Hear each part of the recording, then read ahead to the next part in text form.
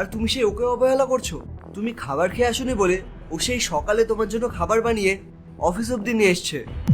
ওর কাছ থেকে যখন টাকা নাও তখন তোমার লজ্জা লাগে না, আর ওকে নিজের ওয়াইফ বলতে তোমার লজ্জা করছে, কারণ ও পড়াশোনা জানে না। একটা কথা শোনো, যে মানুষটা নিজের ওয়াইফকে সম্মান করতে পারে না তার জন্য আমার এই অফিসে কোনো জায়গা নেই। তুমি এক কাজ করো, তুমি এখন এখান থেকে বেরিয়ে যাও। না না স্যার, আমাকে অফিস থেকে বার করবেন না। আমি রিয়েলাইজ করতে পেরেছি যে আমি মেঘার সাথে অনেক অন্যায় করেছি।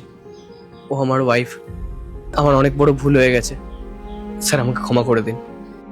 দেখো রাহুল, আমার কাছে ক্ষমা চেয়ে কোনো লাভ নেই। ক্ষমা যদি চাইতেই হয় তাহলে নিজের ওয়াইফের কাছে ক্ষমা চাও। Megha, I am really sorry, please আমাকে ক্ষমা করে দাও। আমি এই শহরে এসে ভুলেই গেছিলাম যে আমার একটা ওয়াইফ আছে, যে আমাকে খুব ভালোবাসে। তুমি এত কষ্ট করে এই রোদের মধ্যে আমার জন্য খাবার বানিয়ে নিয়ে এসেছো, আর সেখানে আমি তোমাকে ভালোবাসা তো দূর, তোমাকে সম্মান পর্যন্ত দিইনি। মেঘা, আমি তোমাকে কথা দিচ্ছি, আজকের পর থেকে আমি তোমার সঙ্গে আর কখনো এরকম ব্যবহার করবো না। তোমাকে সবসময় ভালোবাসা দেবো, অনেক সম্মান দেবো, তোমাকে কোনোদিনও কোনো কিছুর কমতি হতে দেবো না। বোন, তুমি কতদিন হয়েছে এখানে এসেছো? 1 মাস। তাহলে রাহুল, আমার মনে হচ্ছে তুমি ওকে এখনো এই কলকাতা শহরটাকে ভালোভাবে ঘুরিয়ে দেখাওনি। তুমি এক কাজ করো, আমি তোমাকে অফিস থেকে 3 দিনের ছুটি দিচ্ছি।